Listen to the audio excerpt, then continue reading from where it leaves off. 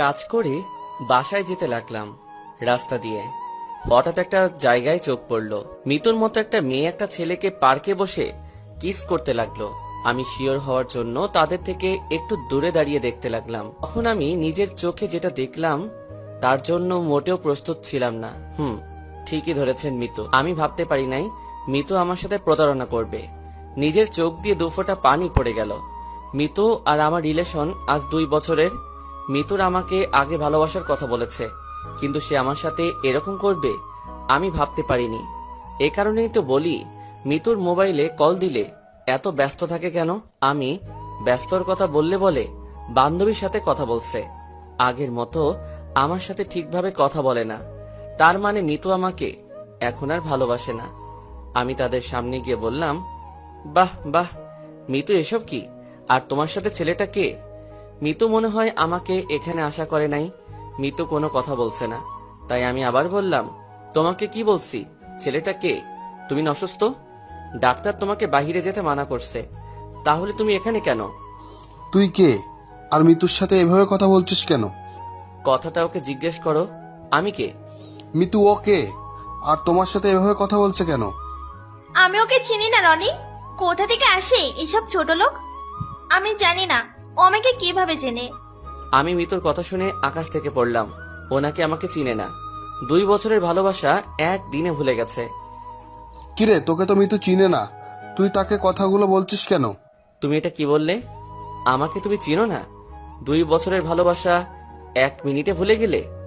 বাহ বাহ, তোদের মতো বড় লোকের মেয়েদের ভালোবাসা আমার ভুল ছিল।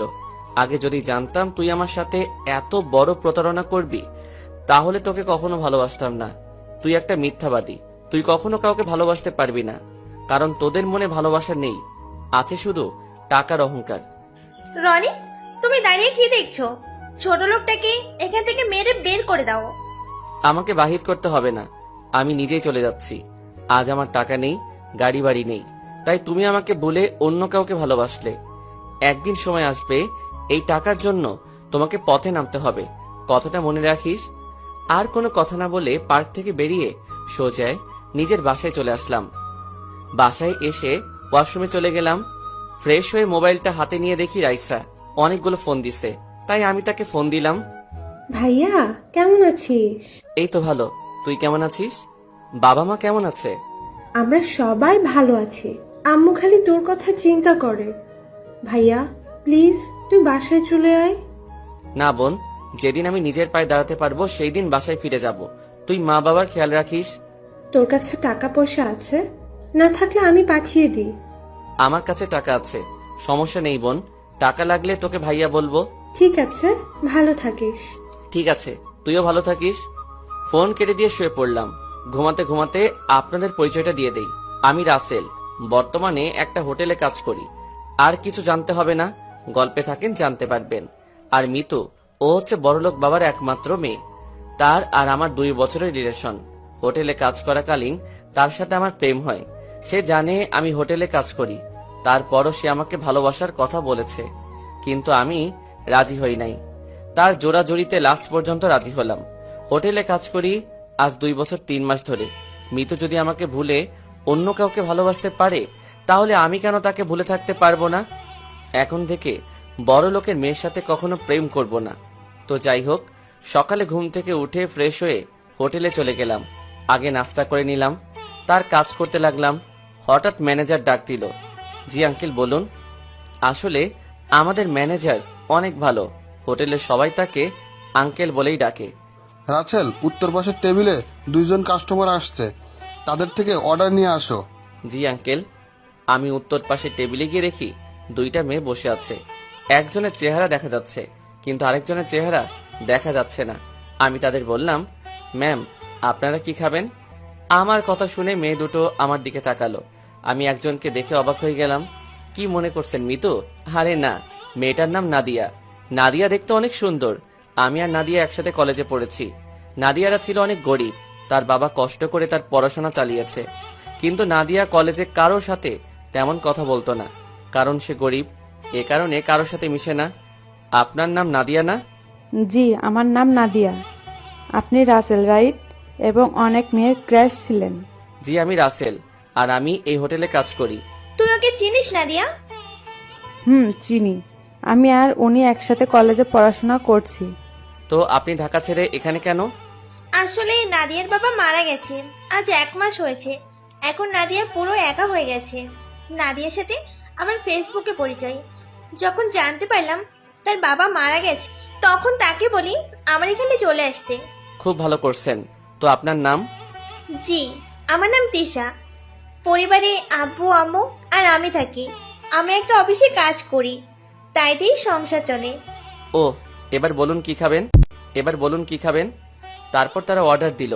আমি তাদের খাবার এনে দিলাম, কিন্তু নাদিয়ার চেহারার দিকে তাকিয়ে দেখি ও মনে হয় কি চিন্তা করছে। কিছু মনে না করলে একটা কথা বলতে পারি? মনে করার কি আছে বলুন। নাদিয়াকে দেখে মনে হচ্ছে কি চিন্তা করছে। আমাকে একটু বলবেন কি হয়েছে? আসলে নাদিয়াকে আমি যে অফিসে চাকরি করি সেখানে নিয়ে গেছে, কিন্তু বস বলল তাদের নাকি লোক লাগবে না। তাই এখন সে চিন্তা করছে কি করবে। ও, এ কথা। সমস্যা নেই, আমিও চাকরির ব্যবস্থা করে দিব। আগে খাবার খেয়ে নাও। আপনি কিভাবে আমার চাকরির ব্যবস্থা করে দিবেন? সেটা আপনাকে ভাবতে হবে না, আগে খাবার খেয়ে নেন। তারপর দুজনে খাবার খেতে লাগলো। খাবার খাওয়া শেষ হওয়ার পর বিল দিতে আসলে আমি বলি, আপনাদের বিল দিতে হবে না, বিল আমি দিয়ে দিছি। আপনি কেন আমাদের বিল দিচ্ছেন? মনে করো বন্ধু হয়ে বন্ধুর বিল দিছি, অন্য সময় নয়, আপনি দিবেন। এখন চলেন। কোথায় যাব? আপনার চাকরির জন্য। ঠিক আছে, চলুন। তারপর হোটেল থেকে বেরিয়ে তাদের একটা অফিসের ঠিকানা দিলাম। আপনারা দুজন এই অফিসে যাবেন, আর তিশা তুমি এই অফিসে চাকরি ছেড়ে দাও। তোমাদের দুজনকে ওই অফিসে চাকরি দিবে। আপনি কি জানেন আমাদের এই অফিসে চাকরি দিবে? সেটা গেলে দেখতে পাবে। আর কোনো কথা নয়, তোমরা এখনই ওই অফিসে চলে যাও। ঠিক আছে। তারা দুজনে একটা রিক্সা নিয়ে অফিসের উদ্দেশ্যে চলে গেল। তারা যাওয়ার পর আমি ফোনটা বের করে রাইসাকে ফোন দিলাম। হ্যালো ভাইয়া, কেমন আছিস? হঠাৎ ফোন দিলি যে? আমি ভালো আছি। শোন, তোকে যে কারণে ফোন দিলাম, বল। তোর কাছে 2টা মেয়ে যাবে। একটার নাম নাদিয়া, আরেকটার নাম তিশা। তাদের অফিসে চাকরি দিয়ে দিবি। ঠিক আছে ভাইয়া, তুই কোনো চিন্তা করিস না, আমি তাদের চাকরি দিয়ে দিব। আর শোন, তাদের বেতন বাড়িয়ে দিবি। আচ্ছা ঠিক আছে। ওকে, ভালো থাকিস, নিজের দিকে খেয়াল রাখিস। ফোনটা কেটে আবার হোটেলে চলে গেলাম। কাজ শেষ করে বাসায় আসতেই হঠাৎ রাস্তায় দেখে একটা মেয়ে পড়ে আছে। আমি মেয়েটার কাছে গেলাম, দেখি মেয়েটার পুরো শরীরে রক্তে রঞ্জিত হয়ে আছে। পাশে মেয়েটার মোবাইল পড়ে আছে। রক্তের কারণে মেয়েটার চেহারা ঠিকমতো দেখা যাচ্ছে না। আশেপাশে কোনো গাড়ি দেখতেছি না। কিছুক্ষণ পর দেখি একটা সিএনজি আসছে এইদিকে। তারপর সিএনজি দাঁড় করিয়ে মেয়েটাকে নিয়ে হাসপাতালে চলে গেলাম। ডাক্তার মেয়েটাকে ভিতরে নিয়ে গেল। আমি বাহিরে অপেক্ষা করতে লাগলাম। কিছুক্ষণ পর ডাক্তার বেরিয়ে এসে বলল, আপনি রোগীর কি হন? আমি কিছুই হই না, রাস্তায় পড়েছিল, তাই আমি তাকে হাসপাতালে নিয়ে আসলাম। ও, আপনি এখনই ও পজিটিভ রক্ত নিয়ে আসেন 2 ব্যাগ। রোগীর শরীর থেকে অনেক রক্ত বের হয়েছে। আমাদের এখানে 2 ব্যাগ আছে, আরো 2 ব্যাগ লাগবে। আপনি এখনই রক্ত ব্যবস্থা করে নিয়ে আসেন, তা না হলে রোগীকে বাঁচানো সম্ভব হবে না। ডাক্তার, আমার রক্ত ও পজিটিভ, আপনি আমার থেকে রক্ত নিন। ঠিক আছে, আপনি আমার সাথে আসুন, আগে আপনার রক্ত টেস্ট করতে হবে। ঠিক আছে, চলুন। আমি ডাক্তারের সাথে ভিতরে গেলাম। তারপর রক্ত টেস্ট করে দেখলো ঠিক আছে। তারপর 2 ব্যাগ রক্ত দিয়ে বেরিয়ে আসলাম। হঠাৎ পকেটের মোবাইলটা বেজে উঠলো। আমি আমার মোবাইল বের করে দেখি আমার মোবাইলে কল আসে নাই। মেয়েটার মোবাইলে ফোন আসলো। মোবাইলের উপর তাকিয়ে দেখি আমার জান, হয়তো তার বয়ফ্রেন্ড হবে। আমি ফোনটা ধরলাম। আসসালামু আলাইকুম। ওয়ালাইকুম আসসালাম। তুমি কে? আমার মেয়ে সাদিয়া কোথায়? আসলে আপনার মেয়ে হাসপাতালে ভর্তি আছে। কি হয়েছে আমার মেয়ের? এখন কোন হাসপাতালে আছে? সেটা আমি বলতে পারবো না। আমি আপনার মেয়েকে রাস্তায় দেখি রক্তাক্ত অবস্থায় পড়ে আছে। তারপর তাকে হাসপাতালে নিয়ে আসি, আর আপনার মেয়ে এই হাসপাতালে আছে। ঠিক আছে, আমরা এক্ষুনি আসছি। বলে ফোন কেটে দিল। আমার শরীরটা কেমন দুর্বল লাগছে, তাই আমি কেস কাউন্টারে মোবাইলটা রেখে তাদের বললাম 104 নম্বর কেবিনে রোগীর বাবা আসলে তাকে ফোনটা দিয়ে দিতে। আমার কথা জিজ্ঞেস করলে বলবেন আমি বাসায় চলে গেছি। বলে আমি বাসায় চলে আসলাম। ঘড়ির দিকে তাকিয়ে দেখি রাত 2টা বেজে গেছে, তাই আর দেরি না করে শুয়ে পড়লাম। দেখতে দেখতে 1 মাস চলে গেল। নাদিয়া আর তিশা মাঝে মাঝে আমার সাথে দেখা করে। তাদের সাথে ভালো বন্ধুত্ব হয়ে গেছে। ওই মেয়েটাকে দেখতে গিয়েছিলাম পরের দিন, কিন্তু তার বাবা নাকি মেয়েটাকে নিয়ে গেছে বাসায়। সকালে ঘুম থেকে উঠে ফ্রেশ হয়ে হোটেলে আসার পর আঙ্কেল ডাক দিল। বলুন আঙ্কেল। রাসেল, আমাদের একটা বড় অর্ডার পড়েছে। এই এলাকার এমপির মেয়ের জন্মদিন, তাই আমি চাই সব কিছু তুমি দেখাশোনা করবে, কারণ তোমার থেকে বেশি কেউ বোঝে না। ঠিক আছে আঙ্কেল, আমি সবকিছু রেডি করছি। ঠিক আছে। তারপর মাল সামানা নিয়ে এমপির বাড়ি চলে গেলাম। সবকিছু ঠিক করে দিয়ে বাসায় চলে আসলাম। পরের দিন সকালে ঘুম থেকে উঠে ফ্রেশ হয়ে এমপির বাড়িতে চলে গেলাম। আপনারা হয়তো ভাবছেন কি কাজ, আসলে আমরা সবার খাবারের সব আইটেম প্যাক করব। আমি এসে দেখি তারা সবাই কাজ শুরু করে দিছে। দেখতে দেখতে সন্ধ্যা হয়ে গেছে, সব মেহমান আসতে শুরু করে দিছে, আর আমাদের খাবারের আইটেম সব রেডি হয়ে গেছে। এমপির মেয়ের জন্মদিন বলে কথা, সব বড় বড় লোক আসছে, কিন্তু আমি এখনো পর্যন্ত এমপির মেয়েকে দেখলাম না। হঠাৎ দেখি 10-12টা গাড়ি আসলো, সব মিডিয়া সামনে চলে গেল। মনে হয় বড় কোনো লোক আসছে। ঠিকই ধরেছেন, এ আর কেউ নয়, উনি কে তা পরের পর্বে জানতে পারবেন। যদি ভালোবাসা বিশেষ কিছুর উপর নির্ভর করে গড়ে ওঠে, তাহলে সেই বিশেষ কিছু হারিয়ে গেলে ভালোবাসাও হারিয়ে যায়। কিন্তু যে ভালোবাসা কোনো কিছুর উপরই নির্ভর করে না, সেটাই চিরজীবনের জন্য থেকে যায়। এটাকেই হয়তো বলে স্বার্থহীন ভালোবাসা।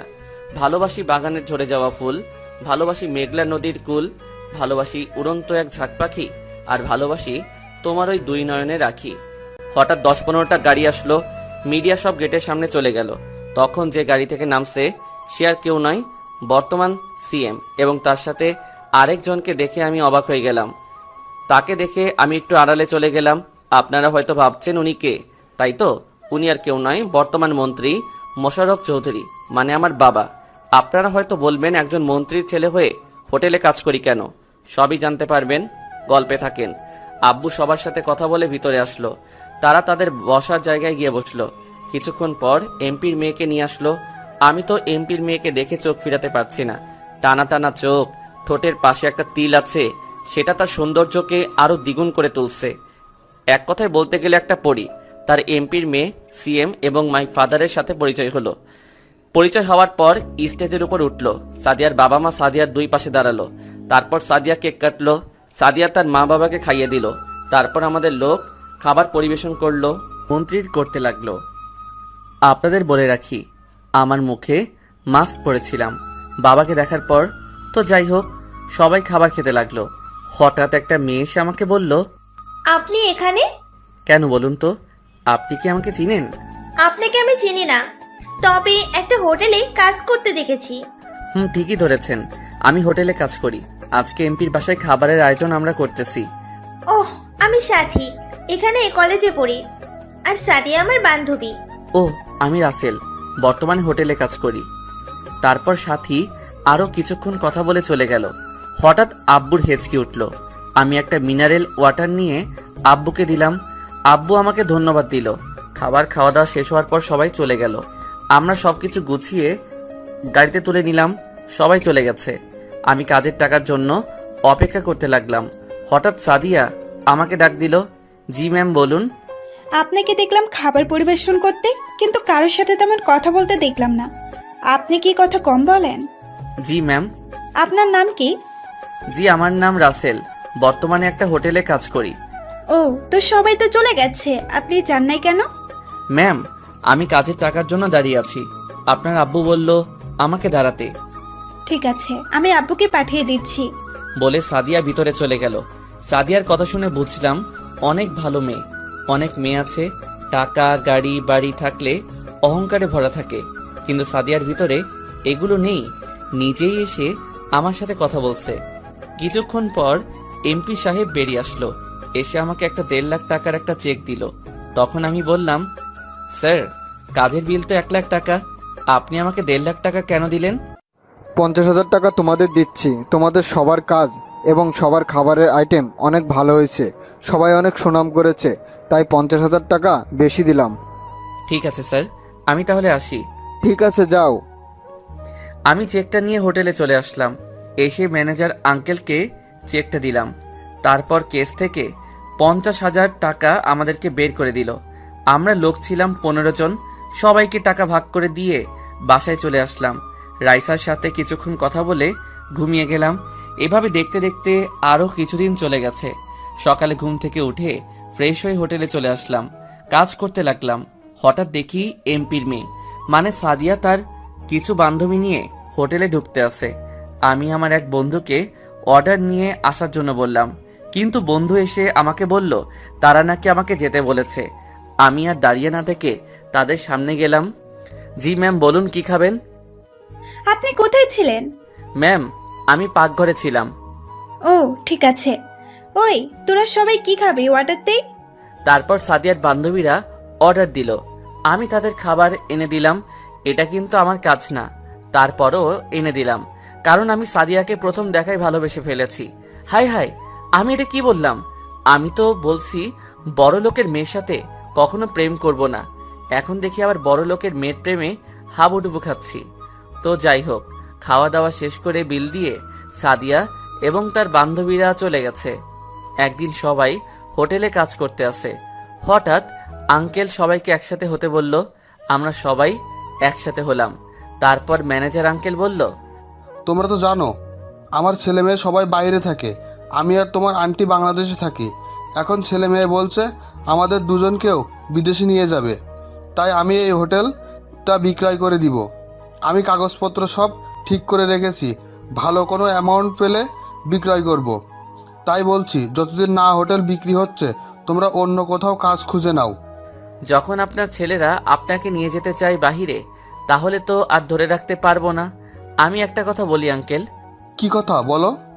আমি আপনার হোটেলটা কিনতে চাই, তাহলে হোটেলের কেউ কোথাও কাজ খুঁজতে হবে না। বর্তমানে কাজ সহজে মিলে না। যার টাকা আছে তারা ঘুষ দিয়ে চাকরি নিতে পারে, আর যাদের টাকা নাই তারা রাস্তায় রাস্তায় ঘুরতে হয়। তো বলেন আঙ্কেল, কত টাকায় বিক্রি করতে চান হোটেল? তুমি টাকা কোথায় পাবে? আপনার এখানে কাজ করে যা টাকা পাই সবগুলো আমি জমা করে রেখেছি, আর আমার আগের কিছু জমানো টাকা আছে। আপনি বলুন কত টাকা হলে হোটেলটা বিক্রি করবে? আমি বাইরে অন্য কারোর কাছে বিক্রয় করলে বেশি টাকা পাবো, কিন্তু না, আমি তোমার কাছে বিক্রয় করব। আমি জানি তুমি হোটেলটা আরও বড় করতে পারবে। আমি মনে করছি 25 লাখ টাকা হলে বিক্রি করব। তুমি যেহেতু কিনতে চাও তাহলে আমি 20 লাখ টাকাই দিব। ঠিক আছে আঙ্কেল, আপনি কাগজপত্র সব ঠিক করে রাখেন, আমি কালকে এসে সব টাকা দিব। ঠিক আছে। তারপর হোটেলের সবাই আমাকে জড়িয়ে ধরে কান্না করে দিল। তারা বলল আমি যদি হোটেলটা না কিনতাম তাহলে তারা কোথায় যাবে। তাদের আমি বড় উপকার করলাম। তারপর রাতে কাজ শেষ করে বাসায় আসলাম।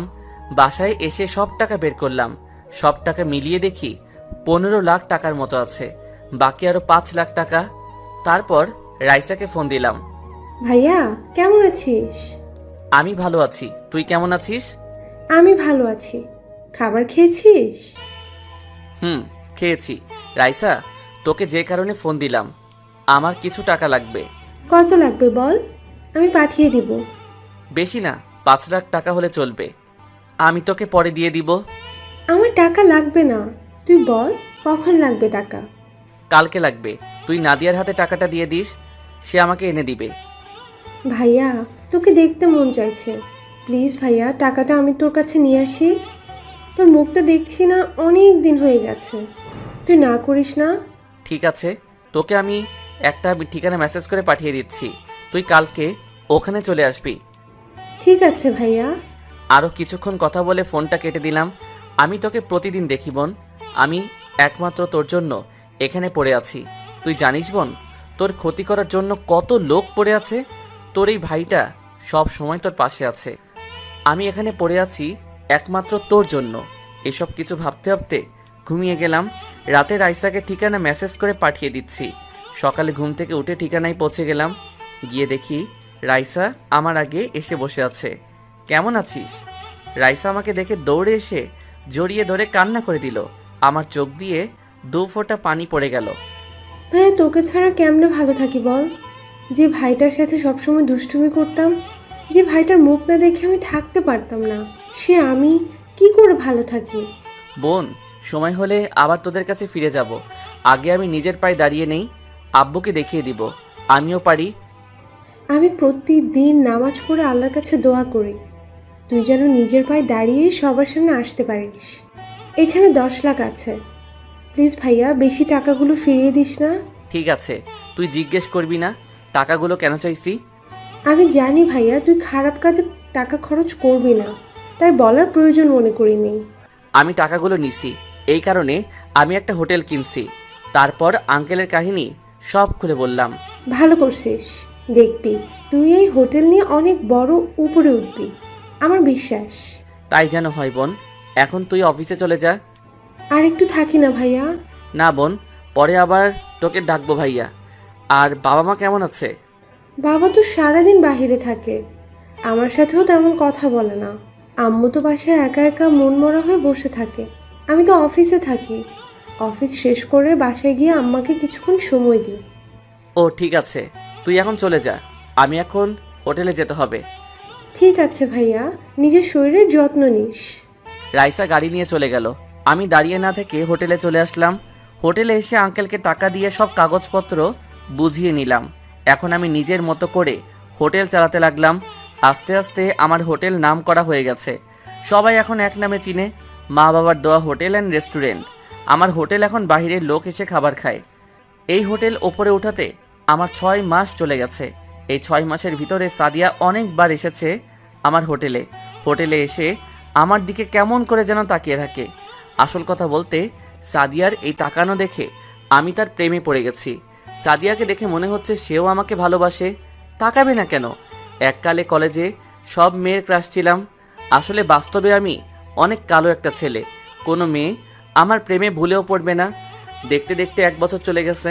এখন আমার বাড়ি গাড়ি সব কিছু আছে। আমি এখন নিজের পায়ে দাঁড়াতে পেরেছি। এখন আমার আব্বু বলতে পারবে না তুই জীবনে কিছু করতে পারবি না।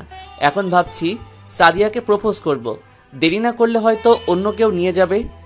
এই 1 বছরে সাদিয়ার সাথে ভালো বন্ধুত্ব হয়ে গেছে। তার সাথে এখন ফোনে কথা হয়। রাতে সাদিয়াকে ফোন দিলাম। বলো। কেমন আছো? ভালো আছি, তুমি কেমন আছো? আমিও ভালো আছি। কালকে আমার সাথে একটু দেখা করতে পারবে? কোথায় দেখা করবে? আমরা যে জায়গায় মাঝে মাঝে দেখা করতাম। ঠিক আছে, কয়টায় আসবে? বিকাল 5টায়। ওকে, ঠিক আছে। তারপর আরও কিছুক্ষণ কথা বলে ফোনটা কেটে দিলাম। এবার আপনাদেরকে বলি, রাইসা আমার সাথে আরও অনেকবার দেখা করেছে এবং রাইসার থেকে যে টাকা নিয়েছি ওগুলো তাকে দিয়ে দিছি। রাইসা নিতে চাইনি, আমি জোর করে তার টাকা দিয়ে দিছি। আপনারা হয়তো এখন জিজ্ঞেস করবেন রাইসার ক্ষতি করার জন্য কেন লোক পড়ে আছে। রাইসা কি করেছে? এখানে রাইসা কিছু করে নাই। যা করেছি আমি, আমার উপর প্রতিশোধ নিতে রাইসার ক্ষতি করার চেষ্টা করছে। তো আপনারা বলবেন আমি কি ক্ষতি করেছি? গল্পে থাকেন, সব কিছু জানতে পারবেন। সকালে ঘুম থেকে উঠে ফ্রেশ হয়ে হোটেলে চলে গেলাম। বিকেলে হোটেল থেকে বেরিয়ে গাড়ি নিয়ে পার্কে চলে আসলাম।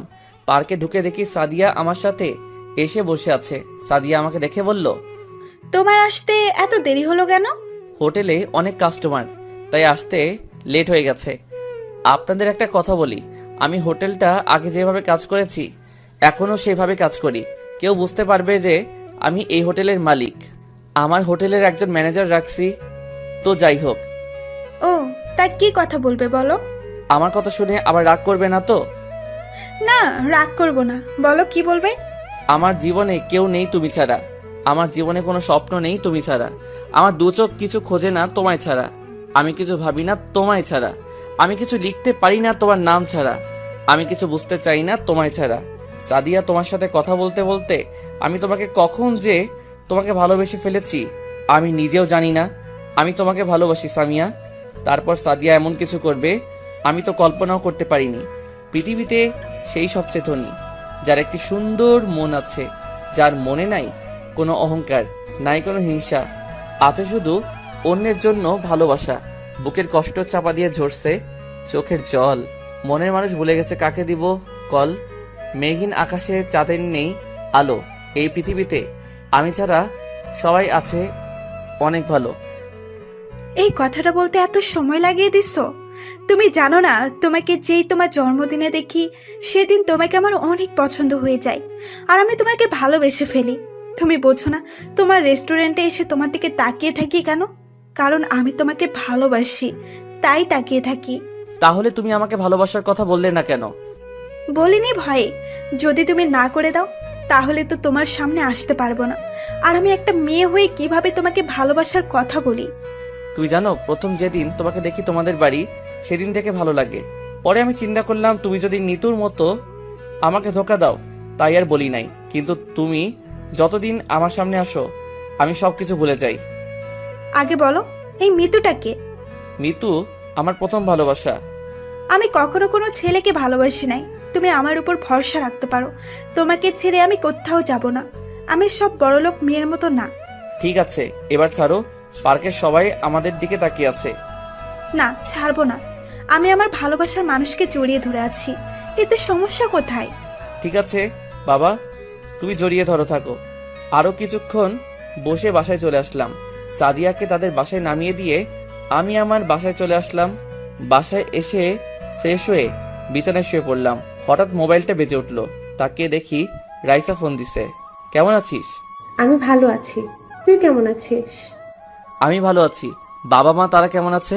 আম্মু তো তোর চিন্তায় চিন্তায় অসুস্থ হয়ে পড়েছে, আর এখন আব্বুও কেমন যেন হয়ে গেছে। কি করব বল, আমার আরও কিছু কাজ বাকি আছে। কাজ শেষ করে বাসায় ফিরে আসবো। প্লিজ ভাইয়া, তুই বাসায় ফিরে আয়। সময় হলে অবশ্যই ফিরে আসবো। তুই আব্বু আম্মুর খেয়াল রাখিস।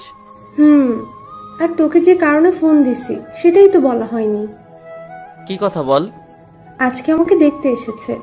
ছেলে আমেরিকা থাকে, আমাকে তাদের পছন্দ হয়েছে। আর ছেলে নাকি আব্বুর বন্ধুর ছেলে। ছেলে অনেক ভালো, বিয়ের পর আমাকে আমেরিকা নিয়ে যাবে। তাহলে তো ভালোই। তো দিন তারিখ কবে ঠিক করবে? আকাশ আজকে রাতে বাংলাদেশ আসবে, কালকে এসে আন্টি পড়িয়ে দিবে। দিন তারিখ ঠিক করবে। তুই এই বিয়ে করিস না রাইসা। কেন ভাইয়া? কারণ তোকে একজন মানুষ অনেক আগে থেকে পছন্দ করে এবং ভালোবাসে। মানুষটা কে, আর তার নাম কি? তাকে তুই চিনিস, সে হচ্ছে রাফি। কোন রাফি? তোর বন্ধু রাফির কথা বলছিস? হুম। কই, রাফি ভাইয়া তো আমাকে কিচ্ছু বলেনি। সে বলে নাই আমার কারণে। যদি আমি তার সাথে বন্ধুত্ব নষ্ট করে দেই, সেই ভয়ে তোকে বলতে পারে না। তুই জানলি কিভাবে যে রাফি আমাকে ভালোবাসে? আমি একদিন রাফির বাসায় গিয়ে তার রুমে বালিশের নিচে একটা ডায়েরি পাই। তারপর ডায়েরি খুলে দেখি তোর ছবি ডায়েরির ভিতরে। তারপর আমি ডায়েরিটা পড়ে জানতে পারলাম তোকে সে কলেজে দেখে ভালোবেসে ফেলে। তো এখন আমি করব, তুই বল। তুই এখন আব্বু আম্মুকে বলে দে তুই একজনকে ভালোবাসিস। তুই তার বন্ধুর ছেলেকে বিয়ে করতে পারবি না। এই কথা বললে আব্বু অনেক কষ্ট পাবে ভাইয়া। সেটা নিয়ে তোকে চিন্তা করতে হবে না, আমি ওটা দেখে নিব। আচ্ছা ঠিক আছে। আরো কিছুক্ষণ কথা বলে ফোনটা কেটে দিলাম। আমি জানি আব্বু রাইসাকে অনেক ভালোবাসে। রাইসার সুখের জন্য আব্বু সব করতে পারে। আমাকে ভালোবাসে না তা নয়, আমাকেও ভালোবাসে, শুধু আমার উপর অভিমান করে আছে। রাতে একজনের সাথে কিছু কথা বলে ঘুমিয়ে পড়লাম। এভাবে দেখতে দেখতে আরো 10-15টা দিন চলে গেল। আব্বু প্রথমে রাইসার অমন অবস্থায় অভিমান করেছে, কিন্তু অভিমান করে বেশি দিন থাকতে পারে নাই। আব্বু রাফিকে তার বাবা মাকে নিয়ে বাসায় যেতে বলছে। আপনাদের বলি, রাফিদের 2টা কোম্পানি আছে, একটা তার বাবা দেখে আর একটা রাফি। রাফিকে আব্বু আম্মুর সবার পছন্দ হয়েছে। তারা সামনে শুক্রবার বিয়ের দিন ঠিক করেছে। হাতে সময় আছে 3 দিন। আব্বু তার বন্ধুকে বুঝিয়ে বলছে। এরপর আর কিছু বলে নাই। এখানেও একটা রহস্য আছে, পাশে থাকেন জানতে পারবেন। এবার আপনাদের বলি আব্বুর সাথে আমার কি হয়েছে। আপনাদের বলি, আব্বু মন্ত্রী পদে এসে টাকার নেশা তার ভিতরে ঢুকে যায়। যারা সরকারি চাকরি নিতে আসে তাদের থেকে তাদের একটা চাকরি দেয়। এটা নিয়ে আব্বুর সাথে তর্ক বিতর্ক সৃষ্টি হয়। এরপর আব্বু আমাকে বলে, পারলে টাকা কামিয়ে দেখা। অনেক পরিশ্রম এবং টাকা খরচ করে মন্ত্রী পদ পেয়েছি। আমাদের মতো পরিশ্রম করে টাকা কামিয়ে দেখা। আমি টাকা কমিয়ে ঠিকই দেখাবো, তবে তোমার মতো হারাম টাকা না। আমি হালাল টাকা কামিয়ে তোমাকে দেখাবো। তুই যদি হালাল টাকা কামিয়ে আমার সামনে আসতে পারিস তাহলে আমি হারাম খাওয়া ছেড়ে দিব। তারপর আর কি, বাসা থেকে বেরিয়ে হোটেলে কাজ নিলাম। তারপর কি হলো আপনারা তো জানেন। পরের দিন সকালে উঠে আর রেস্টুরেন্টে যাইনি, কারণ আমি বাড়িতে যাব। রাইসা সোজা বলে দিছে আমি যদি না যাই তাহলে সে বিয়ে করবে না। সাদিয়া এবং আমার ভালোবাসা আগের মতোই চলছে, তবে মাঝে মাঝে সাদিয়াকে ফোন দিয়েলে ব্যস্ত থাকে। আমি তাকে বলে সে বলে নানি ফুপা ফুপি তাদের অনেক আত্মীয় স্বজনের সাথে কথা বলে, তাই আমি আর কিছু বলি না। পরের দিন সাদিয়াকে ফোন দিয়ে বললাম আমার সাথে মার্কেটে যাওয়ার জন্য, কিন্তু সে বলল তার নাকি বাসায় মেহমান আসবে। আমি বাসা থেকে বেরিয়ে গাড়ি নিয়ে মার্কেটে চলে গেলাম। গাড়ি পার্কিং করে যেই না গাড়ি থেকে নেমে মার্কেটের ভিতরে ঢুকবো, হঠাৎ একটা জায়গায় চোখ আটকে গেল। দেখি সাদিয়া একটা ছেলের সাথে দাঁড়িয়ে কথা বলছে, আর যেই ছেলেটাকে দেখলাম তাকে দেখে আরো অবাক হলাম। ও দেশে আসলো কবে, আর সাদিয়ার সাথে ওর সম্পর্ক? আমাকে সবকিছু জানতে হবে। আমি মার্কেটের ভিতরে ঢুকে সবার জন্য কেনাকাটা করে বাইরে এসে দেখি সাদিয়া আর ওই ছেলেটা নেই। আমি গাড়ি নিয়ে সোজা বাসায় চলে আসলাম। বাসায় এসে একজনকে ফোন দিলাম। হ্যালো, বল। নাদিম দেশে কবে আসলো? আর তোরা আমাকে বলিস নাই কেন? আমি তো তাকে কিছুক্ষণ আগে দেখলাম এমপির মেয়ের সাথে গাড়িতে করে কোথায় যেন যাচ্ছে। শোন, নাদিমের উপর ভালো করে নজর রাখবি। সে কোথায় যাবে, কি করে, সব কিছু আমাকে বলবি। আর এমপির মেয়ের সাথে নাদিমের কি সম্পর্ক তা আমাকে জানাবি। ওকে, সমস্যা নেই। রাইসা এবং আমাদের পরিবারের চারপাশে নজরে রাখিস। বাহিরের কোনো লোকজন যেন ভিতরে না যেতে পারে। ওটা নিয়ে তোকে চিন্তা করতে হবে না। আমি আরও লোক বাড়িয়ে নিছি। যে লোকগুলো নিছি সবগুলো বডি বিল্ডার। নাদিমের লোক তাদের দেখলে ভয়ে জায়গায় প্রসাব করে দিবে। ঠিক আছে, আমি এখন বাড়ি যাব। তোরা ওই দিকে খেয়াল রাখিস। আচ্ছা ঠিক আছে। ফোন কেটে দিয়ে সাদিয়াকে ফোন দিলাম। 2-3 বার দেওয়ার পর ফোন ধরলো। বলো। কোথায় তুমি? হঠাৎ এই কথা? তুমি তো জানো আমি পাশে আছি। ও, আমার মনে ছিল না। তা মেহমান কি চলে এসেছে? গেস্ট রুমে বসে আব্বু আমার সাথে গল্প করছে। আচ্ছা, তোমাকে যেটার জন্য ফোন দিচ্ছি, আমি আমার এক বন্ধুর বোনের বিয়েতে যাব। তুমি কি আমার সাথে যাবে? তুমি যাও, আমার এসব বিয়ে বাড়িতে যেতে মনে কয় না। মানুষের চেঁচামেচি আমার ভালো লাগে না। ঠিক আছে, তাহলে আমি গেলাম। রাতে ফোনে কথা হবে। ওকে, যাও। আল্লাহ হাফেজ। আল্লাহ হাফেজ। আমি ফোন কেটে দিয়ে মনে মনে বললাম, তুমি কেন যাবে না তা আমার ভালো করে জানা আছে। আর তুমি আমাকে ভালোবাসো না, আমার সাথে প্রেমের অভিনয় করছো। কারণ নাদিমের সাথে তোমাকে দেখে আমি বুঝতে পেরেছি। দেখি সাদিয়া, তুমি আমার সাথে কত নাটক করতে পারো। তুমি এখনো এই রাসেলকে চিনো না। তারপর রেডি হয়ে গাড়ি নিয়ে বাসায় চলে আসলাম। আপনাদের বলি, আমি আমাদের বাসা থেকে কিছুটা দূরে থাকি। বাসায় আসতে 1 ঘন্টা সময় লাগে। বাড়ির সামনে আসার পর বাড়ির দারোয়ান গেট খুলে দিল। ভিতরে যাওয়ার পর গার্ড এসে দরজা খুলে দিল। দারোয়ান তার আমাকে দেখে চিনে ফেলছে। আমি গাড়ি থেকে নেমে দরজার সামনে এসে কলিং বেল চাপ দিলাম। আম্মু এসে দরজা খুলে দিল। আমাকে দেখে জড়িয়ে ধরে কান্না করে দিল। মায়ের চেহারা আগের থেকে অনেক শুকিয়ে গেছে, কারণ মা আমাকে অনেক ভালোবাসে। আমি মায়ের চোখের পানি মুছে দিয়ে বললাম, আম্মু কান্না করো না। তুই আমাদের ছেড়ে কিভাবে থাকলি? তোর একবারও কে মায়ের কথা মনে পড়ে নাই? তুই জানিস না তোকে আমি কত ভালোবাসি? আম্মু, তোমাকে প্রতিদিন মনে পড়ে। আব্বুর কথা রাখতে আমি বাড়ি থেকে বের হয়ে গেছি। আজ আমি বাবার কথা রাখতে পেরেছি। এখন আমি নিজের পায়ে দাঁড়িয়ে আছি। আমি হালাল টাকা কামিয়ে আজ আমি টাকা পয়সার মালিক হয়েছি। ঠিক আছে, এখন ভিতরে আয়। চলো। আব্বু কোথায়? তোর আব্বু একটা জনসভায় গেছে, কিছুক্ষণের মধ্যেই চলে আসবে। ওহো, আমার কলিজা কোথায়? ওর রুমে আছে, যা গিয়ে দেখা করে দুজনে ফ্রেশ হয়ে নিচে আয়, আমি টেবিলে খাবার দিচ্ছি। ঠিক আছে আম্মু। বলে আমি রাইসার রুমে চলে আসলাম। এসে দেখি বোন আমার রাফির সাথে মোবাইলে হেসে হেসে কথা বলছে। বাহ বাহ, বিয়ে না হতেই এত কথা। না জানি বিয়ের পর কি করবি। আমাকে তার রুমে দেখে ফোনটা কেটে দৌড়ে এসে জড়িয়ে ধরে কান্না করে দিল। এই পাকলি, কান্না করিস কেন? তুই আসবি, আমাকে বললি না কেন? বলে দিলে তো আর সারপ্রাইজ দিতে পারতাম না। আমি অনেক খুশি হয়েছি ভাইয়া, তুই আবার ফিরে এসেছিস। ঠিক আছে, এখন ফ্রেশ হয়ে নাও, দুজনে একসাথে খাবার খাবো। ঠিক আছে ভাইয়া, আমি এখনই ফ্রেশ হয়ে আসছি। রাইসা ফ্রেশ হতে চলে গেল। আমি আমার রুমে চলে আসলাম। রুমটা কি সুন্দর করে সাজিয়ে রেখেছে। আমি ওয়াশরুমে ঢুকে ফ্রেশ হয়ে নিচে চলে আসলাম। কিছুক্ষণ পর রাইসা এসে আমার পাশে বসলো। আব্বু বলল, নাকি আমাকে নিজের হাতে খাইয়ে দিই। রাইসা বলল তাকেও খাইয়ে দিতে। আম্মু রাইসাকে আর আমাকে খাইয়ে দিল। খাবার খেয়ে রুমে চলে আসলাম। আপনাদের একটা কথা বলি, রাইসা জানে না আমি যে মন্ত্রীর ছেলে। রুমে এসে একজনকে ফোন দিলাম। তারপর সে যেটা বলল আমি তো অবাক হয়ে গেলাম। তার মানে সাদিয়া আমার ব্যাপারে সব কিছু জানে। তাহলে চলুন ওপাশ থেকে কি বলেছে। কোনো খবর পেয়েছিস? আমি তোকে ফোন দিতে মোবাইল হাতে নিছি, এখন দেখি তুই ফোন দিলি কেন? নাদিমের সাথে এমপির মেয়ে সাদিয়ার সব খবর জেনে গেছি। কি জানিস বল। সাদিয়া হচ্ছে নাদিমের মামাতো বোন।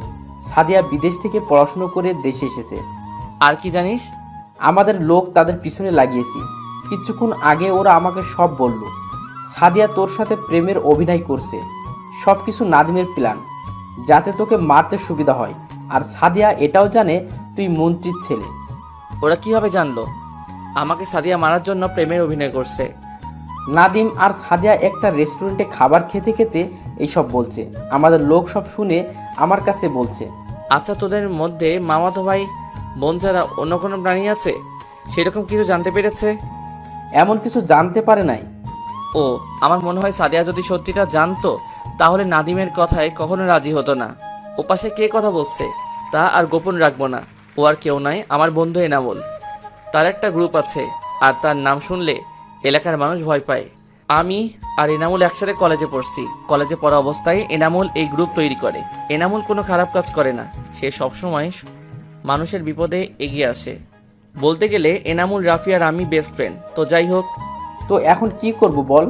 এখন কিছু করা যাবে না, আগে রাইসার বিয়েটা শেষ হোক, তারপর যা করার করব। তোরা নাদিম আর সাদিয়াকে চোখ বেড়ে রাখবি। তারা কখন কোথায় যায়, কি করে, সব কিছু আমাকে জানাবি। আচ্ছা ঠিক আছে। আরও কিছুক্ষণ কথা বলে কেটে দিলাম। ফোনটা কেটে দরজার সামনে তাকিয়ে দেখি আব্বু দাঁড়িয়ে আছে। আব্বু কি এনামুল আর আমার কথা শুনে ফেলেছে? মনে মনে বললাম, আব্বু কেমন আছো? আমি ভালো আছি, তুই কেমন আছিস? আমিও ভালো আছি। আর আমি তোমার কথা রেখেছি। আমি এখন হালাল টাকা উপার্জন করি। দেশের টাকা দিলে এখন আমার সব কিছু আছে। ভালো। তা এখন কি করিস? মা বাবার দোয়া হোটেল অ্যান্ড রেস্টুরেন্ট, এদের নাম শুনেছো? শুনেছি রেস্টুরেন্টটা বাংলাদেশের একটা বিখ্যাত হোটেল। ওটাই বাইরে থেকে মানুষ এসে খাবার খায়। ঠিকই শুনেছো, ওটার মালিক আমি। ও, আর কিছু না বলে আব্বু চলে গেল। আমি মনে মনে বলতে লাগলাম, আব্বুর তো কোনো রিয়াকশন দেখলাম না। আজ কত বছর পর বাড়িতে আসলাম, নাকি আমার সব কথা শুনে ফেলছে। যাই হোক, এটা নিয়ে পরে ভাবা যাবে। রাতে সবার সাথে খাবার খেয়ে আমি নিজের রুমে চলে আসলাম। বিছানায় শুয়ে ম্যানেজারের সাথে কিছুক্ষণ কথা বলে সাদিয়াকে ফোন দিলাম, কিন্তু সাদিয়ার ফোনটা ওয়েটিংয়ে আছে। কিছুক্ষণ পর রাইসা আমার রুমে আসলো, তার সাথে কিছুক্ষণ কথা বলে ঘুমিয়ে গেলাম। সকালে ঘুম থেকে উঠে ফ্রেশ হয়ে নিচে এসে দেখি সব মেহমান আসা শুরু করছে। রাতে গায়ে হলুদের অনুষ্ঠান শেষ করে রুমে চলে আসলাম, কিন্তু অবাক করার বিষয় হলো সাদিয়া আমাকে একটা ফোনও দিল না। আমি দেখবো সাদিয়া তুমি আমার কি করতে পারো। তুমি এখনো এই রাসেলকে চিনতে ভুল করছো। পরের দিন ধুমধাম করে রাইসার বিয়ে হয়ে গেল। রাইসা যাওয়ার সময় আমাকে ধরে অনেক কান্না করছে। বাসাটা কেমন ফাঁকা হয়ে গেছে। এভাবে দেখতে দেখতে 5 দিন চলে গেল। সাদিয়ার সাথে এখনো কথা হয় নাই। তাকে ফোন দিছে অনেকবার, কিন্তু ফোন বন্ধ। এনামুল বলছে নাদিয়াকে কিছুদিন ধরে দেখছি না। নাদিম মাঝে মাঝে এমপির বাসায় আসে। রাইসাকে বিয়ের পরের দিন আমাদের বাসায় নিয়ে এসেছি। গতকাল রাইসা আর রাফি চলে গেল। এখন সেই অফিস নাদিয়া আর তিশা দেখাশোনা করে। নাদিয়া আর তিশাকে একটা ফ্ল্যাট, বাড়ি আর অফিসে যাওয়া আসার জন্য একটি গাড়ি দেওয়া হয়েছিল। বিছানায় শুয়ে শুয়ে মোবাইল টিপতে লাগলাম। হঠাৎ একটা আননোন নাম্বার থেকে আমি ফোনটা ধরে বললাম, হ্যালো, কে বলছেন? আমি সাদিয়া। তুমি কেমন আছো? তোমাকে ছাড়া কি করে ভালো থাকি বলো? তুমি এতদিন কোথায় ছিলে? আর তোমার মোবাইল বন্ধ কেন? আমি মামার বাসায় এসেছি আর মোবাইল বাড়িতে ফুলে রেখে এসেছি। তার মানে সাদিয়া নাদিমদের বাসায়। এ কারণে তো এনামুল বলল সাদিয়াকে কিছুদিন ধরে দেখে না। মনে মনে বললাম, তাদের কারো মোবাইল থেকে ফোন দেয়া যায় না। প্লিজ তুমি রাগ করো না, আমি তোমার নাম্বারটা মুখস্থ করে রাখি নাই। আমার নাম্বার মুখস্থ করবে কিভাবে? আমাকে কিভাবে মারবে তার প্ল্যান করছো? আপনারা কি ভাবছেন আমি ওর সাথে এত সুন্দর করে কথা বলছি কেন? আরে ভাই, এটা আমি ওর সাথে অভিনয় করছি। দেখি তার মনের অনুভূতি কেমন। ও, আজকে আমার সাথে দেখা করতে পারবে? কোথায় দেখা করবে? কফি শপে, রাত 9টা। আচ্ছা ঠিক আছে, ওকে বাই। বাই। ফোন কেটে দিয়ে ওয়াশরুমে ঢুকে ফ্রেশ হয়ে দুপুরের খাবার খেয়ে রুমে এসে একটা ঘুম দিলাম। বিকালে ঘুম থেকে উঠে মা বাবাকে বলে গাড়ি নিয়ে রেস্টুরেন্টে চলে আসলাম। রেস্টুরেন্টে কিছুক্ষণ থেকে কফি শপে চলে আসলাম। আমি একটা টেবিলে গিয়ে বসলাম। কিছুক্ষণ পর দেখি সাদিয়া আসলো। আমি বুঝি না এই মেয়েটা আমাকে কি পাগল করে ছাড়বে। সাদিয়াকে আজকে এত সুন্দর লাগছে যা বলে বোঝাতে পারবো না, কিন্তু ওর এই রূপের পিছনে যে কত বড় শয়তান লুকিয়ে আছে সেটা একমাত্র আমি জানি। একটু দাঁড়াও তো। কেন? তোমাকে বলছে দাঁড়াতে।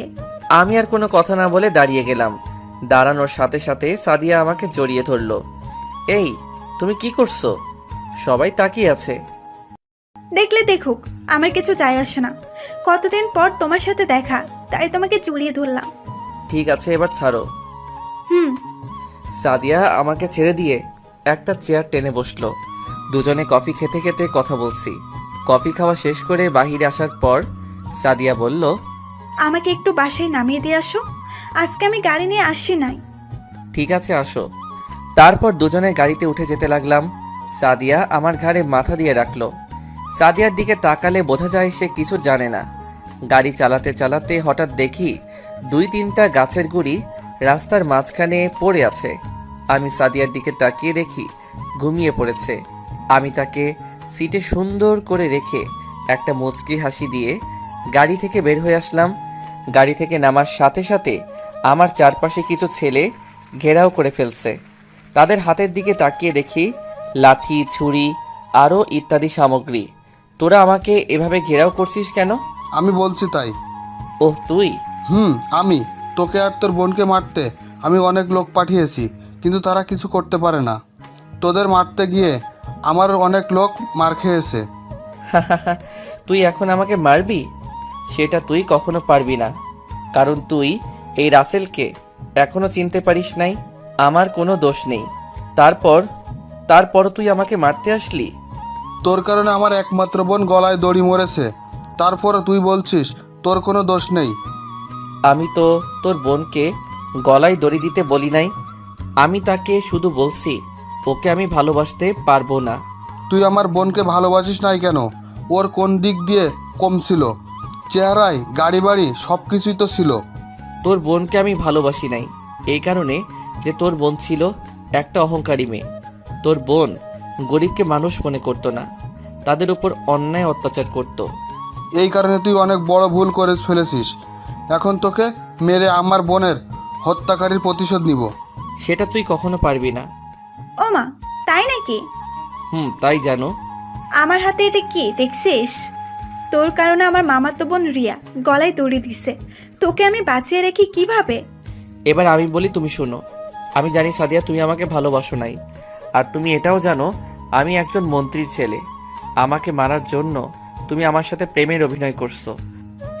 ঠিকই ধরেছিস। আমি কখনো তোকে ভালোবাসি নাই। আমি বিদেশ থেকে পড়াশোনা শেষ করে বাড়িতে আসার পর নাদিম আমাকে সব কিছু খুলে বলেছে। তারপর আমি তোকে মারার প্ল্যান করি। আমার জন্মদিনে তোকে দেখে আমি তো অবাক হয়ে গেলাম। তারপর তোর সাথে নিজেই গিয়ে কথা বললাম। তোর রেস্টুরেন্টে গিয়ে তোর দিকে তাকিয়ে থাকতাম যেন তুই বুঝতে পারিস আমি তোকে পছন্দ করি। পরে তুই নিজেই এসে আমাকে ভালোবাসার কথা বলছিস। তোকে মারার জন্য অনেক প্ল্যান করছি, কিন্তু কোনো কাজ হয় নাই। তারপর নাদিমকে ফোন দিয়ে দেশে আসতে বললাম। তোকে চিনতে পেরেছি। নাদিম আমাকে তোর একটা ছবি পাঠিয়েছে। তোর বোনকে মারতে চেয়েছি, কিন্তু তোর বোনের চারপাশে তুই লোক লাগিয়ে রেখেছিস, তাই তাকে কিছু করতে পারি নাই। এখন তোকে মারবো, তারপর রিয়ার আত্মা শান্তি পাবে। বলে আমাকে গুলি করে দিল। আমি তাকিয়ে দেখি নাদিম আমাকে গুলি করছে। সাদিয়া দাঁড়িয়ে দাঁড়িয়ে হাসতে আছে।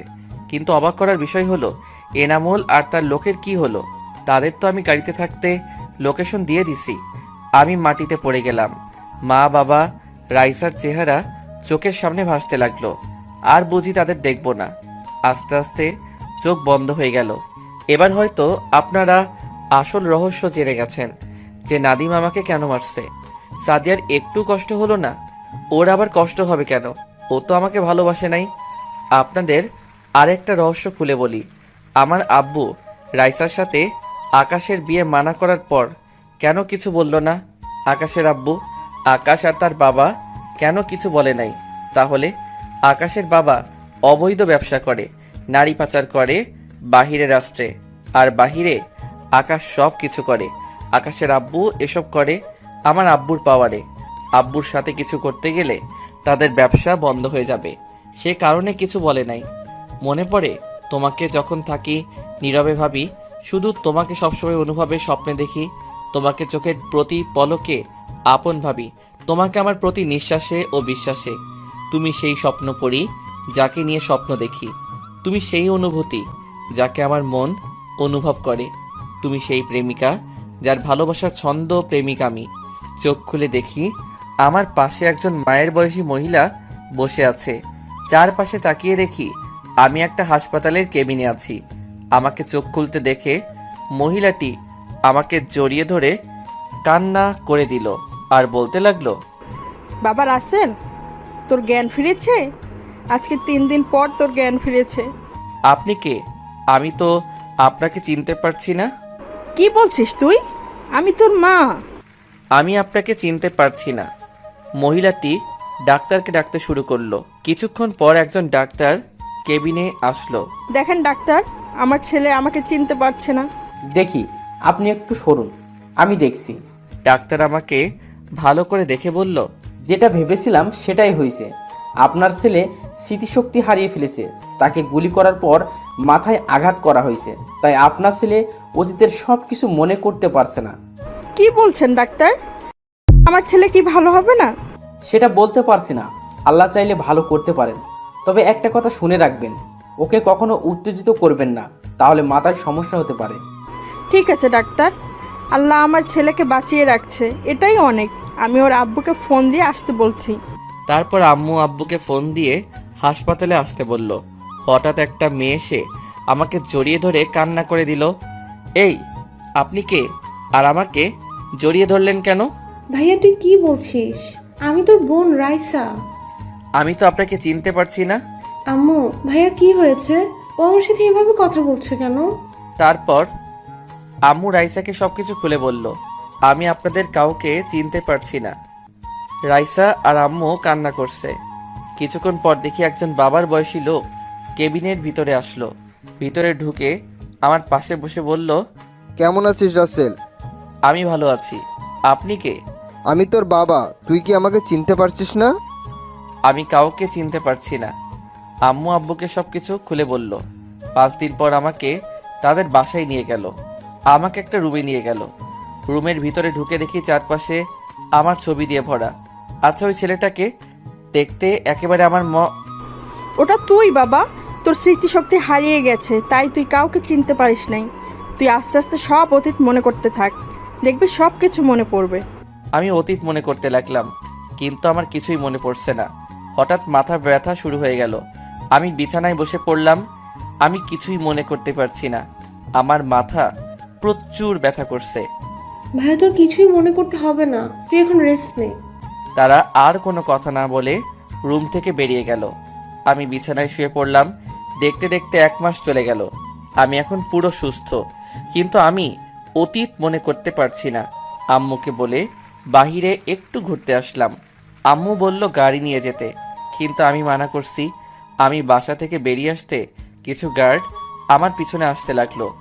আমি তাদের পিছনে আসতে মানা করছি। রাইসা তার স্বামীর বাড়ি চলে গেছে।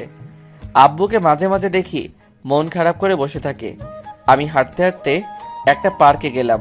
পার্কের ভিতরে ঢুকে দেখি সব জোড়া জোড়া বসে আছে। হঠাৎ একটা ছেলে আমার সামনে এসে বলল, রাসেল, তুই কেমন আছিস? আপনি কে? আপনাকে তো চিনতে পারছি না। আমি জানি তুই আমার উপর রেগে আছিস। শোন, আমি ওই দিন 15-20 জন পোলাপাই নিয়ে তোর লোকেশন অনুযায়ী আসতেছিলাম। হঠাৎ মাঝ রাস্তায় বড় একটা ট্রাক এসে আমাদের গাড়ির সাথে মেরে দেয়।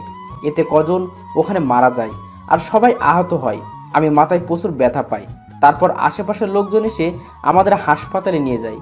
কিছুদিন আগে হাসপাতাল থেকে বাসায় এসেছি। তোকে অনেক ফোন দিছি, কিন্তু তোর ফোন বন্ধ। বাসায় ভালো লাগছে না, তাই পার্কে আসলাম। এসে তোর সাথে দেখা। তোর উপর আমার রাগ ছিল অনেক, কিন্তু এখন আর রাগ নেই। আমি জানি এটা নাদিমের প্ল্যান। এখন আমাদের নাদিমকে ধরতে হবে। আর তোকে একটা কথা বলি, তুই কাউকে বলবি না। কি কথা বল? আমার বাসার সবাই জানে আমার স্মৃতিশক্তি হারিয়ে গেছে। আসলে আমার কিছুই হয় নাই, আমার সব কিছু মনে আছে। এই প্ল্যান করছি যাতে নাদিম আর সাদিয়াকে ধরতে পারি। এই সত্যিটা একমাত্র তুই জানিস। এটা তুই কি করে ভাবলি? যেদিন সবাই জানে আমার জ্ঞান ফিরেছে, আসলে সেই দিন আমার জ্ঞান ফিরে নাই। আমার আগের দিন রাতে জ্ঞান ফিরেছে। আমি ডাক্তারের সাথে প্ল্যান করি।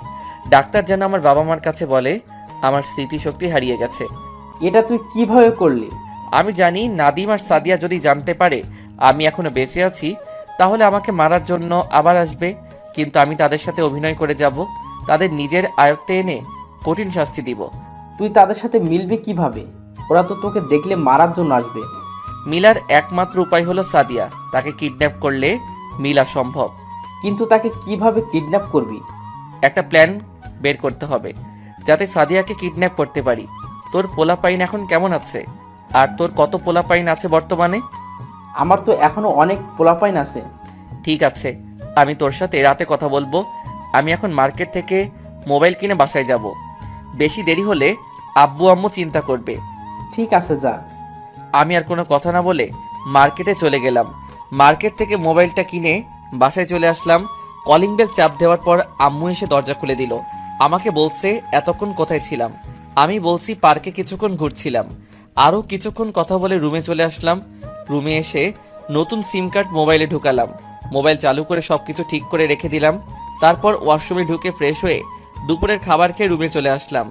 দেখতে দেখতে আরও কিছুদিন চলে গেল। আমরা একটা প্ল্যান করে রাখছি কিভাবে সাদিয়াকে কিডন্যাপ করা যায়, কিন্তু সাদিয়া আর নাদিমকে কোথাও খুঁজে পাচ্ছি না। এমপির বাড়ির চারপাশে লোক লাগিয়ে রাখছি, আর নাদিমের বাড়ির চারপাশে যদি তাদের দেখে তাহলে যেন আমাকে খবর দেয়। নিজের রেস্টুরেন্টে যাই না, আমাকে রেস্টুরেন্টে যদি নাদিমের লোক দেখে তাহলে সমস্যা হতে পারে। কিন্তু ম্যানেজারের সাথে আমি ফোনে কথা বলি। নিজের রেস্টুরেন্টে যাই না, আমাকে রেস্টুরেন্টে যদি নাদিমের লোক দেখে তাহলে সমস্যা হতে পারে, কিন্তু ম্যানেজারের সাথে আমি ফোনে কথা বলি। রাতে সবাই মিলে খাবার খেলাম। আব্বু অল্প খাবার খেয়ে রুমে চলে গেল। আমিও খাবার খেয়ে রুমে চলে আসলাম। রুমে এসে বিছানায় শুয়ে ভাবতে লাগলাম আব্বুর কি হয়েছে, আমাকে জানতে হবে। কিছুক্ষণ পর পানির পিপাসা পেয়েছে, তাই রুম থেকে বেরিয়ে আব্বু আম্মু রুমের সামনে যেতেই আব্বু আম্মু কি বিষয় নিয়ে কথা বলছে, তাই আমি দরজার পাশে দাঁড়িয়ে শুনতে লাগলাম। আমি এখন কি করব রাসেলের আম্মু? মোশাররফ আমাকে বলেছে যদি তাকে এবার এমপি বানিয়ে না দিই তাহলে সে আমার অনেক বড় ক্ষতি করবে। আমি জানি মোশাররফ ভালো না, সে অবৈধ কাজ করে। তুমি ওকে আইনের আওতায় নিয়ে আসো। ওকে যদি আইনের হাতে তুলে দিই তাহলে ওকে বের করে নিয়ে আসবে, আর জেল থেকে বেরিয়ে আসলে আমার ক্ষতি করবে, কারণ ওর হাত অনেক বড়, ওর অনেক বড় বড় লোকের সাথে হাত আছে। তাহলে এখন তুমি কি করবে? রাসেল যদি স্মৃতিশক্তি না হারাতো তাহলে ওকে বললে সব মিটিয়ে নিত। আমি জানি রাসেল পারে না এমন কোনো কাজ নেই। সব থেকে বড় কথা হলো রাসেলের অতীত কিছুই মনে নেই। যদি ওকে ভুলিয়ে ভালিয়ে নিয়ে মেরে ফেলে তাহলে আমরা কাকে নিয়ে বাঁচবো? আমি বলি কি, তুমি ওর কথায় রাজি হয়ে যাও। আমি আমাদের একমাত্র ছেলেকে হারাতে পারবো না। আমার কিছুই করতে পারবে না। রাসেল তুমি? রুমে ঢুকে বললাম আমি এতক্ষণ দরজার পাশে দাঁড়িয়ে তোমাদের সব কথা শুনলাম। তুমি কোনো চিন্তা করো না, আমি সব কিছু দেখে নিব। তোমার বন্ধুকে যদি এমপি বানিয়ে দাও তাহলে সে দেশের অবস্থা খারাপ করে ফেলবে। আর একটা সত্যি কথা তোমরা জানো না, কি কথা? আমার স্মৃতিশক্তি হারাই নাই। আমি তোমাদের কাছে মিথ্যা বলেছি। আমি ডাক্তারকে বলে এই অভিনয় করছি। কেন করছিস? আমাকে যে মেরে হাসপাতালে পাঠিয়েছে তাকে ধরার জন্য। কে তোকে মেরেছে? সেটা তোমাদের না জানলেও চলবে। একটা কথা মনে রেখো, তোমার ছেলেকে কেউ কিছু করতে পারবে না। বলে নিজের রুমে চলে আসলাম। তারপর এনামুলকে ফোন দিলাম। তার সাথে কিছুক্ষণ কথা বলে ঘুমিয়ে গেলাম। এনামুলের সাথে কি কথা বলেছি তা পরে জানতে পারবেন। সকালে ঘুম থেকে উঠে ফ্রেশ হয়ে রেডি হয়ে নিচে চলে আসলাম। এসে দেখি আব্বু আম্মু আমার জন্য বসে আছে। আমি একটা চেয়ার টেনে বসলাম। আব্বু, তোমার সাথে কিছু কথা আছে। কি কথা বল। আমাদের সব কোম্পানি আমি এখন থেকে দেখব। তুমি দেখবে কেন? ওগুলো তো ম্যানেজারে দেখে রাখছে। আমি জানি তোমার বন্ধু আমাদের কোম্পানির মধ্যে হাত বাড়াবে। সে চাইবে আমাদের কোম্পানি নিজের আয়ত্তে রাখতে। তুই যেটা ভালো মনে করিস কর, আমি তো দেশের কাজ করেই সময় পাই না। ঠিক আছে আব্বু। তারপর নাস্তা করে বাইরে এসে গাড়ি নিয়ে প্রথমে রাইসা যে অফিস চালাতো আগে সেই অফিসে গেলাম। অফিসের ভিতরে ঢোকার সাথে সাথে সবাই দাঁড়িয়ে সালাম দিল। সবাইকে বসতে বলে নিজের কেবিনে চলে গেলাম। চেয়ারে বসে নাদিয়া দিশাকে আমার কেবিনে আসতে বললাম। কিছুক্ষণ পর ওরা দুজনে আমার কেবিনে অনুমতি নিয়ে ঢুকলো। বসো। কেমন আছেন স্যার? প্রথমে আমাকে স্যার বলা যাবে না, আমাকে তুমি করে এবং নাম ধরে ডাকবে। ঠিক আছে। তা অফিস কেমন চলছে? ভালো চলছে। আমরা দুজনেই সব কিছু দেখে রাখছি। গুড। আমাদের একটা পোস্ট খালি আছে, ওখানে একজন মেয়ে লাগে, তাই 4-5 জন মেয়ে আসছে ইন্টারভিউ দেওয়ার জন্য। এখন কি পাঠিয়ে দিব তোমার রুমে? ঠিক আছে, একজন করে পাঠিয়ে দাও। আমি বেশি সময় দিতে পারবো না, সবগুলো কোম্পানিতে যেতে হবে। ঠিক আছে, আমরা পাঠিয়ে দিচ্ছি। নাদিয়া আর তিশা কেবিন থেকে বেরিয়ে একজন করে পাঠিয়ে দিতে লাগলো। 4 জনের ইন্টারভিউ নেওয়া শেষ, এখন একজন বাকি। আমি মাথা নিচু করে ফাইলের কাজ করতে আসি। May I come in sir? আসুন, আপনার সার্টিফিকেটগুলো দেন। যেই না মেয়েটার থেকে সার্টিফিকেটগুলো নিব তার দিকে তাকিয়ে আমি তো অবাক হয়ে গেলাম। কি ভাবছেন সাদিয়া? আরে না, মিতু, যে মেয়ে আমাকে ধোকা দিয়ে অন্য ছেলেকে ভালোবাসলো। রাসেল, তুমি? How dear you! বসের সাথে কিভাবে কথা বলতে হয় সেটা মনে হয় আপনার জানা নেই। আমাকে স্যার বলে ডাকবেন। Sorry sir. ঠিক আছে, এবার আপনি আসতে পারেন। মিতু আমার হাত ধরে কান্না করে বলতে লাগলো, প্লিজ স্যার, আমার এই চাকরিটা অনেক দরকার। তা না হলে বাবা মাকে নিয়ে রাস্তায় নামতে হবে। রাস্তায় নামতে হবে কেন? আপনি তো অনেক টাকার মালিক ছিলেন। ছিলাম, এখন নেই, কারণ ম্যানেজার আমাদের কোম্পানিটা নিজের করে নিয়েছে। আব্বু ম্যানেজারকে অনেক বিশ্বাস করত, কিন্তু ম্যানেজার যে সব কিছু নিজে করে নেবে সেটা আব্বু ভাবতেই পারিনি। তা আপনার বয়ফ্রেন্ড কোথায়? ও, এখন তো মনে হয় বিয়ে করে ফেলছেন। আমাকে ছেড়ে চলে গেছে। যতক্ষণ আমার টাকা ছিল ততক্ষণ আমার পাশেই ছিল। যে সময় আমাদের সব হারিয়ে ফেলেছি তখন আমাদের ছেড়ে চলে গেছে। একটা কথা মনে রেখো, টাকা দেখে কখনো ভালোবেসো না। আজকাল টাকা থাকলে সত্যিকারের ভালোবাসা পাওয়া যায় না। ভালোবাসলে মনের মতো একজনকে দেখে ভালোবাসো। আমি আবার বললাম, ঠিক আছে, তোমাকে আমি চাকরিটা দিলাম, আর তুমি চাইলে আজকে থেকে জয়েন করতে পারো। ঠিক টাইমে অফিস আসতে হবে। তোমার বেতন 30,000 টাকা। কাজ ভালো দেখলে বাড়িয়ে দেওয়া হবে, আর তোমার অগ্রিম মাসের বেতন দিয়ে দেওয়া হলো। মিতু চেয়ার থেকে উঠে আমাকে জড়িয়ে ধরলো আর বলতে লাগলো, আপনি আমায় অনেক বড় উপকার করলেন। আপনার মনে আমি অনেক কষ্ট দিছি, তারপরও আপনি আমাকে চাকরি দিলেন। আমি তো আর সব বড়লোক ছেলের মতো নই। আর একটা কথা তুমি জেনে নাও, আমি বর্তমানে মন্ত্রীর ছেলে। আমার সব কিছু ছিল, কিন্তু তোমাকে বলি নাই। আমি চেয়েছি নিজের পায়ে দাঁড়িয়ে তোমাকে সব কিছু বলবো, কিন্তু তার আগে তুমি অন্য আরেকটা ছেলের সাথে প্রেম করছো। আমার ভুল হয়ে গেছে, আমাকে আপনি মাফ করে দিন। আমি তোমাকে মাফ করে দিছি তোমার বাবা মার দিকে তাকিয়ে। ঠিক আছে, এখন কি কাজ করবে, নাকি বাসায় চলে যাবে? বাসায় যেতে হবে, আব্বুর জন্য ঔষধ নিয়ে যেতে হবে। কি হয়েছে তোমার আব্বুর? আব্বু অনেক অসুস্থ, ডাক্তার বলেছে দেশের বাইরে নিয়ে গেলে ভালো হয়ে যাবে, কিন্তু আমাদের দ্বারা সম্ভব না দেশের বাইরে নিয়ে চিকিৎসা করানো। আব্বুর মাথায় টিউমার ধরা পড়েছে। কতটা লাগবে তোমার বাবার চিকিৎসা করতে? ডাক্তার বলেছে 30 লাখ টাকা লাগবে। ঠিক আছে, আমি পরে তোমার সাথে কথা বলবো। আমাদের আরো কোম্পানি আছে, ওগুলো দেখে আসতে হবে। আমি এখন আসি। বলে অফিস থেকে বাহিরে এসে গাড়ি নিয়ে সবগুলো কোম্পানি ঘুরে বাসায় যেতে লাগলাম। হঠাৎ একটা জায়গায় চোখ পড়লো, সাদিয়ার মতো একটা মেয়ে আরো কিছু মেয়ের সাথে শপিং মলে ঢুকতেছে। আমি গাড়িটা শপিং মলের সামনে পার্কিং করে ভিতরে ঢুকালাম। পুরো শপিং মল খুঁজলাম, কিন্তু তাদেরকে দেখতে পেলাম না। আর তারপর শপিং মল থেকে বেরিয়ে এসে গাড়ির ভিতরে ঢোকার সাথে সাথে একটা গাড়ির ভিতরে ঢুকে আমার মাথার পিছন দিয়ে গুলি ধরলো। কোনো কথা বলবি না, সোজা গাড়ি চালা। কে আপনি, আর আমার মাথায় গুলি ধরছেন কেন? সেটা কিছুক্ষণ পর জানতে পারবি। এখন আমি যেদিকে যেতে বলবো তুমি সেই দিকে যাবে। আমি আর কোনো কথা না বলে তার কথা মতো গাড়ি চালাতে লাগলাম। আমি এক হাতে মোবাইল নিতে গেলে মেয়েটা বলল, মোবাইল হাতে নেওয়া যাবে না, তা না হলে গুলি করে দেব। মোবাইল হাতে না নিয়ে গাড়ি চালাতে লাগলাম। কিছুক্ষণ পর একটা পুরনো বাড়ির সামনে চলে আসলাম। তারপর আমাকে গাড়ি থেকে নামতে বলল। হঠাৎ মেয়েটা আমাকে জড়িয়ে ধরে কান্না করে দিল। আমি তাকে ঘুরিয়ে তার চেহারা দেখে পুরো অবাক হয়ে গেলাম। জীবন তোমার সুন্দর হবে আমায় ভালোবাসলে, অনেক সুখে থাকবে তুমি আমার কাছে থাকলে, রাখবো তোমায় বুকের ভেতর অনেক যত্ন করে, আমার মতো কেউ পাবে না ভালোবাসতে তোরে। তোমার ঠোঁটের হাসি আমি হারাতে দিব না, তুমি শুধু আমার কথাই একবার বলো হ্যাঁ। ভালোবাসা পরিমাপের একক হলো বিশ্বাস। একে অপরের প্রতি যত বেশি বিশ্বাস থাকবে তাদের ভালোবাসার পাল্লা তত ভারী হবে। হঠাৎ মেয়েটা আমাকে জড়িয়ে ধরে কান্না করে দিল। আমি তাকে ঘুরিয়ে তার চেহারা দেখে পুরো অবাক হয়ে গেলাম। ঠিকই ধরেছেন, সাদিয়া। আমি সাদিয়াকে ছেড়ে বললাম, আপনি কে, আর আমাকে জড়িয়ে ধরেছেন কেন? রাসেল, আমি তোমার সাথে ইচ্ছে করে এরকম করি নাই, প্লিজ তুমি আমাকে ক্ষমা করে দাও। আপনি আমার নাম জানলেন কিভাবে, আর আপনি কি করেছেন? তুমি সত্যি আমাকে চিনতে পারছো না? আমি তোমার সাদিয়া, আর তোমার ভালোবাসা। আমি তো আপনাকে চিনি না। আমি এনামুলের সাথে কথা বলেছি, সে আমাকে বলছে তুমি নাকি স্মৃতিশক্তি হারিয়ে ফেলেছো। তারপরেও আমি তোমাকে সত্যি কথা বলবো। কি সত্যি কথা? নাদিমকে আমি আগে থেকেই দেখতে পারতাম না, কারণ নাদিম ছেলেটা ভালো না। শুধুমাত্র মামাতো ভাই বলে তার সাথে কথা বলছি। তো সত্যিটা কি সেটা খুলে বলুন। তোমাকে প্রথম যেদিন তোমার জন্মদিনে দেখি সেদিন তোমাকে আমার ভালো লাগে, তাই নিজেই তোমার সাথে কথা বলছি।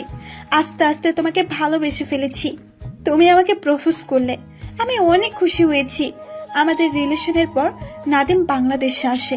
সে জেনে গেছে তোমার সাথে আমার রিলেশন আছে।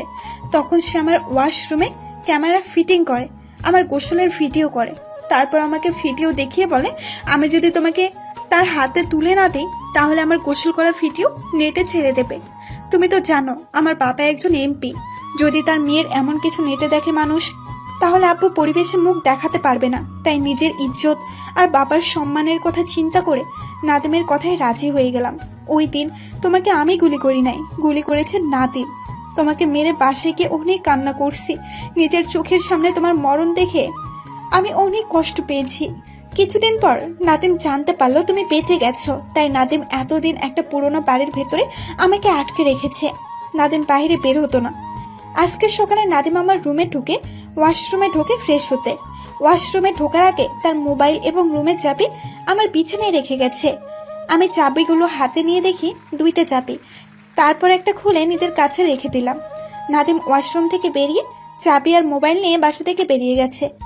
তারপর আমি নিজের কাছে চাবিটা দিয়ে রুমের দরজা খুলে বাইরে এসে দেখি আশেপাশে কেউ নেই। আপনারা হয়তো বলবেন 2টা চাবি থেকে একটা রেখে দিলাম, নাদিম দেখলো না। আসলে একই তালায় 2টা চাবি ছিল, আরো অনেক চাবি ছিল সাথে, তাই নাদিম বলতে পারলো না।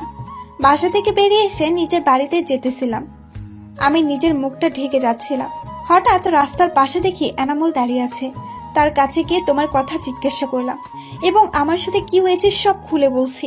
তারপর সে বলল তুমি নাকি আজকে অফিসে গেছো, তাই তোমার অফিসের সামনে যেতে লাগলাম। হঠাৎ দেখি তুমি গাড়ির ভেতর থেকে আমার দিকে তাকিয়ে আছো। তাই আমি কিছু মেয়ের ভেতরে ঢুকে শপিং মলের ভেতরে ঢুকে গেলাম। যখন দেখলাম তুমি গাড়ি দাঁড় করিয়ে ভেতরে আসতে লাগলে, তখন আমি শপিং মলের ভেতরে একটা দোকানে লুকিয়ে থাকলাম।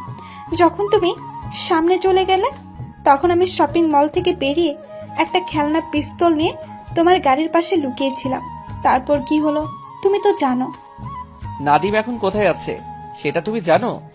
আমি জানতে পারলাম নাদিম অবৈধ ব্যবসা করে এবং আমেরিকা তার এক বন্ধু আছে। তার নাম যেন কি? ও মনে পড়ছে, ওর নাম আকাশ। আকাশের বাবা বাংলাদেশে থেকে সবকিছু করে, আর তারা দুইজনে আমেরিকা পাচার করে। বুঝতে পারছি। তোমাকে একটা কথা বলি, আমার কিছুই হয় নাই। আমি মনে করছি তোমার সাথে অভিনয় করে নাদিমকে ধরবো। কি তুমি সত্যি বলছো? সত্যি বলছি। আর নাদিম যখন মোবাইলটা তোমার পাশে রেখে ওয়াশরুমে গেছে, তখন তুমি তার মোবাইল থেকে ভিডিওটা ডিলিট করে দিলে না কেন? তার মোবাইল লক ছিল। নাদিমকে এখন কোথায় পাওয়া যাবে সেটা তুমি বলতে পারবে? সেটা বলতে পারবো না, তবে নাদিম তার লোকের সাথে কথা বলতে শুনছি। এই জায়গাটার কথা বেশি বলে। ও, এখন তুমি কোথায় যাবে? আমি তো এখন পাশে যেতে পারবো না, যদি নাদিমের লোক আমাকে দেখে ফেলে। সমস্যা নেই, তুমি এখন থেকে আমাদের বাড়িতে থাকবে। আর নাদিমকে কিভাবে ধরা যায় সেটার প্ল্যান করতে হবে। ওকে আমি ছাড়বো না। তারপর সাদিয়াকে নিয়ে বাসায় চলে আসলাম। বাসায় এসে কলিং বেল চাপ দিলাম। আম্মু এসে দরজা খুলে দিল। আমার সাথে সাদিয়াকে দেখে বলল, মেয়েটা কে রাসেল? আম্মু, ওর নাম সাদিয়া, আর আমি ওকে ভালোবাসি। খুব সুন্দর মেয়েটা, আমার অনেক পছন্দ হয়েছে। তোমার বাসা কোথায়? জি আন্টি, আমার বাসা এখানে। আমি বর্তমান এমপির মেয়ে। কি, তুমি এমপির মেয়ে? আসো ভিতরে আসো। ভিতরে ঢুকে আম্মুকে সব খুলে বললাম। তুমি কোনো চিন্তা করো না মা, রাসেল সব ঠিক করে ফেলবে। তোমার যতদিন মন চায় থাকবে। ঠিক আছে আন্টি। আন্টি কাকে বলছো? এখন থেকে আম্মু বলে ডাকবে। রাসেল সাদিয়াকে তোর পাশের রুমে নিয়ে যা। ওকে আম্মু। তারপর সাদিয়াকে নিয়ে আমার পাশের রুমে নিয়ে গেলাম। আজ থেকে তুমি এই রুমে থাকবে। রাসেল, আমার মনে হয় তুমি এখনো আমাকে ক্ষমা করো নাই। তোমার উপর রাগ হচ্ছে, তুমি আমাকে সব খুলে বললে না কেন? আমি ভয়ে কিছু বলতে পারি নাই। ঠিক আছে, আমি তোমাকে ক্ষমা করে দিচ্ছি। এখন ফ্রেশ হয়ে আসো। ঠিক আছে। আমি আমার রুমে চলে আসলাম। রুমে এসে এনামুলকে ফোন দিলাম। তার সাথে কিছু কথা বলে ওয়াশরুমে ঢুকে ফ্রেশ হয়ে সাদিয়ার রুমে গেলাম। রুমে ঢুকে সাদিয়ার দিকে তাকিয়ে দেখি গোসল করে তোয়ালে পেঁচিয়ে আছে শরীরে। সাদিয়াকে এভাবে দেখে চোখ ফিরাতে পারছি না। সাদা ধবধবে দেহটা। আমাকে এভাবে তাকিয়ে থাকতে দেখে সাদিয়া বলল, এভাবে তাকিয়ে কি দেখো? তোমাকে দেখি, ইচ্ছে করছে তোমাকে জড়িয়ে ধরে কিস করি। তোমাকে কেউ ধরে রাখছে? তুমি চাইলে করতে পারো। বিয়ের আগে আমি কিছু করতে চাই না। আর তুমি এভাবে দাঁড়িয়ে আছো কেন? শরীরটা কেমন খারাপ লাগছে, তাই গোসল করে ফেললাম। কিন্তু এখানে তো আমার জামা কাপড় নেই, কাউকে ডাকতে পারছি না। তুমি যে রুমে আছো এটা রাইসার রুম। আলমারিতে রাইসার জামা আছে, ওখান থেকে একটা জামা গায়ে দাও। ঠিক আছে। ওকে, তুমি জামা গায়ে দিয়ে নিচে আসো, আব্বু বাসায় আসছে। হুম। আমি আর কোনো কথা না বলে নিচে চলে আসলাম। নিচে এসে দেখি আব্বু আম্মু খাবার টেবিলে বসে আছে। আমাকে একা দেখে আম্মু বলল, কিরে তুই একা কেন? সাদিয়া মা কোথায়? আসতেছে। সাদিয়াকে আসলে দেখতে পাবে। কিছুক্ষণ পর সাদিয়া নিচে আসলো, এসে আমার পাশে একটা চেয়ার টেনে বসলো। সাদিয়াকে দেখে আব্বু বলল, তুমি এমপি রফিকুলের মেয়ে না? জি আঙ্কেল। আঙ্কেল কি বাবা বলে ডাকবে? বাবা বলে ডাকবে মানে? রাসেল আর সাদিয়া দুজন দুজনকে ভালোবাসে, কিন্তু সাদিয়ার একটা সমস্যার কারণে এই বাসা কিছুদিন থাকবে। কি সমস্যা? এখন খাবার খাও, আমি তোমাকে রুমে গেলে সব খুলে বলবো। তারপর সবাই খাবার খেতে লাগলাম। আম্মু সাদিয়াকে নিজের হাতে খাইয়ে দিতে লাগলো। সাদিয়া খাচ্ছে আর কান্না করছে। কি হয়েছে মা, তুমি কান্না করছো কেন? আম্মুর কথা ভীষণ মনে পড়ছে। কান্না করো না, সব ঠিক হয়ে যাবে।